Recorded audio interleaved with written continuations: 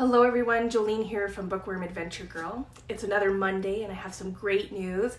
I finally found the rest of my Margaret Atwood books in this mess from our move, and I was so excited when I saw them. And I'm looking forward to getting back into the Mondays with Margaret series and just going right through to the end, and starting right now with episode 40. So today we will be talking about The Tent, which was originally published in 2006. And The Tent is a collection of short fiction. It's divided into 3 sections, and it includes some of the short fiction that we have already talked about in last episode, which was The Bottle. So the first section has 10 stories, and it includes Bottle and Bottle 2, which we talked about last time. So this section starts with life stories, which brings in the theme or idea of photographs, which we have seen kind of scattered throughout Atwood's writing. Some of my favorites in this section were Voice, No More Photos, and Orphan Stories. And Orphan Stories gives 11 ideas around the theme or trope of orphans. Jax wants to help. So I'm going to share a couple with you. I'm going to share, let me see, maybe the fifth, I think it's the fifth one. Yes, the 5th and 6th one, and these begin on page 29. It starts like this. You're not my real parents, every child has thought. I'm not your real child. But with orphans, it's true. What freedom to thumb your nose authentically. For orphans, all roads are open. For orphans, all roads are the ones not chosen. For orphans, all roads are necessary. How can they be kicked out of home? They're out of home already. They hitch through life one casual ride after another. Their rule is the rule of thumb. And then number 6 says this. On the other hand, how sad. To make your way like a snail, a very fast snail, but a snail nonetheless, with no home but the one on your back. And that home, an empty shell. A home filled with nothing but yourself. It's heavy, that lightness. It's crushing, that emptiness. So there are 11 little excerpts like that in this piece, and I just thought it was really interesting to see what Atwood had to say about orphans. In several of these pieces, Atwood's humor comes out, and as we've seen in the past, her humor can sometimes be very dark, which I kind of love. So, in the second part, there are 14 stories, and this was probably my favorite section. There are themes that Atwood is known for, and another trope that Atwood points out, specifically in plots for exotics, is the stereotypes of some characters who are immigrants or foreigners, and the roles that were acceptable for women. And several of the short stories include animals, like Cats in Heaven and Chicken Little Goes Too Far, is similar to The Little Red Hen, which we read in Good Bones. And it's based, on a known story or tale, but Atwood has put her own spin on it. And another one that I really liked was The Animals Reject Their Names, and Things Return to Their Origins.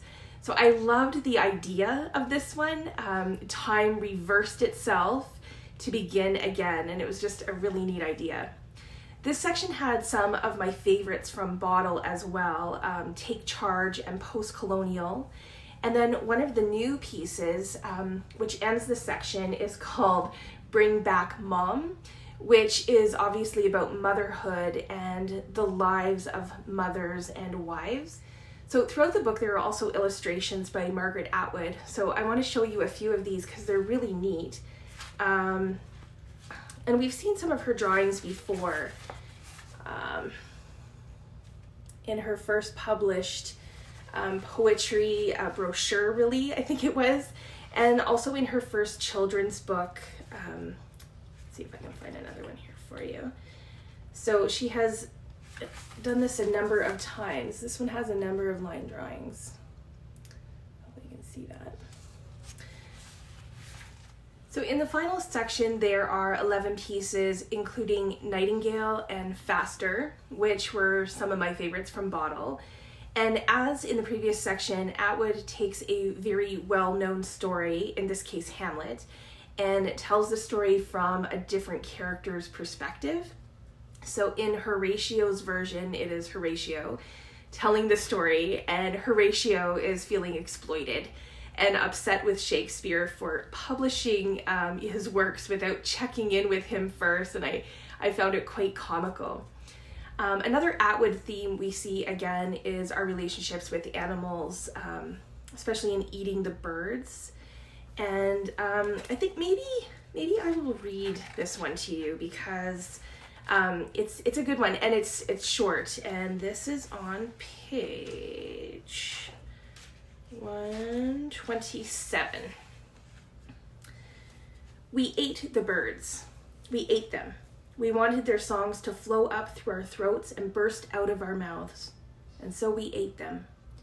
We wanted their feathers to bud from our flesh.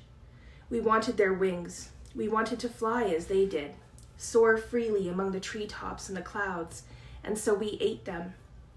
We speared them. We clubbed them. We tangled their feet in glue. We netted them. We spitted them. We threw them onto hot coals. And all for love, because we loved them. We wanted to be one of them. We wanted to hatch out of clean, smooth, beautiful eggs, as they did back when we were young and agile and innocent of cause and effect. We did not want the mess of being born. And so we crammed the birds into our gullets, feathers and all, but it was no use. We couldn't sing, not effortlessly as they do. We can't fly, not without smoke and metal. And as for the eggs, we don't stand a chance. We're mired in gravity. We're earthbound. We're ankle deep in blood. And all because we ate the birds. We ate them a long time ago when we still had the power to say no. And then Atwood includes another one of her drawings too. The title piece is in this section, and it's called The Tent. And this piece is really about a writer and writing, which is a theme that's, not surprising to see in Atwood's work. And Atwood describes what's going on outside the tent and the desire to want to protect loved ones. But the tent the writer is in is made of paper, and all the writer can do is fill all of the paper of the tent. And I think I'm going to read the last paragraph of this piece to you. And this is on page 146. And I just think that this is a really interesting way to choose to describe what it's like to be a writer. Why do you think this writing of yours, the graphomania in a flimsy cave, this scribbling back and forth and up and down over the walls of what is beginning to seem like a prison, is capable of protecting anyone at all, yourself included? It's an illusion. The belief that your doodling is a kind of armor, a kind of charm, because no one knows better than you do how fragile your tent really is. Already there's a clomping of leather-covered feet. There's a scratching, there's a scrabbling, there's a sound of rasping breath. Wind comes in, your candle tips over and flares up, and a loose tent flap catches fire. And through the widening black-edged gap, you can see the eyes of the howlers, red and shining in the light from your burning paper shelter. But you keep on writing anyways, because what else can you do? So as I said, I just think that this is, such an interesting way at looking at things and describing the world of a writer and how it can maybe be overwhelming and vulnerable, the vulnerability of it.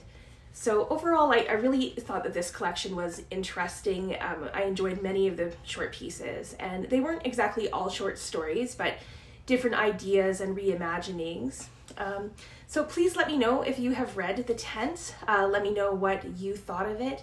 Do you have any favorites in the collection, or favorite themes that Atwood writes about? I will leave an updated reading schedule in the description box below now that we are trying to get back on track again, sort of. I look forward to chatting with you in the comments. Thanks again for watching. I hope you enjoy the rest of your day, and don't forget to make every day an adventure.